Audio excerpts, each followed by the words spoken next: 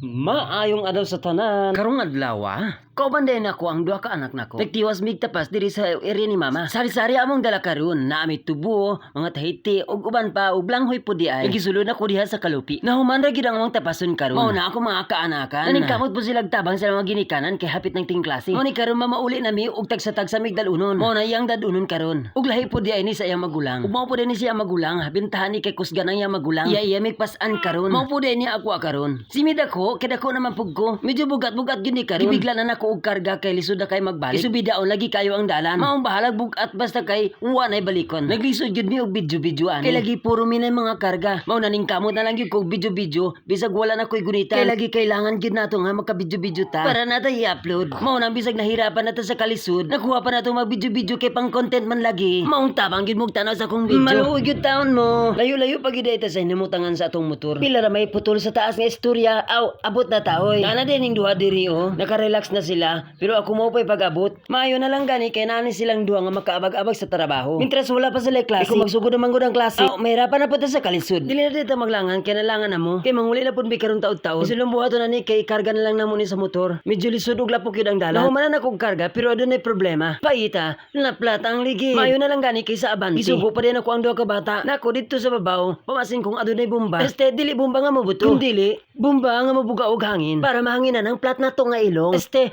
ang ligid ay nga na plat. Si minalangan na gyud tagmayo ani. Ibalik akong anak kung wag gyud lang bomba. Mao gipasakan na lang gyud ako akong motor. Pag-abot na mo diri sa sentro, puwerte na yung plata sa among ligid. Tungod kay walay mahulaman og bomba sa motor. Mao giraning plant na lang nako. Ug wala gyud nakasakay ang duha nako ka anak. Ug nagbaktas na lang sila padulong diri sa sentro sa barangay. Wala na ko naka-video pag uli kay walay maggunit sa kamera. Mao diri na lang kutob kay nalangan na gyud mo maayo. Ang susunod higayon. Daghang salamat ug amping kanunay.